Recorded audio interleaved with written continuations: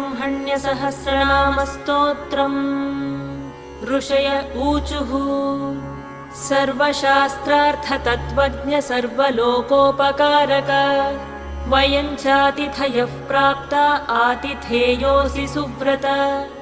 ज्ञानदानेन संसारसागरात्तारयस्व नः कलौ कलुषचित्ताये नराः पापरताः सदा। केन स्तोत्रेण मुच्यन्ते सर्वपातकबन्धनैः इष्टसिद्धिकरम् पुण्यम् दुःखदारिद्र्यनाशनम्।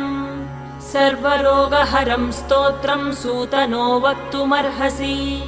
श्रीसूत उवाच शृणुध्वं ऋषयः सर्वे नैमिषारण्यवासिनः तत्त्वज्ञानतपोनिष्ठाः सर्वशास्त्रविशारदाः।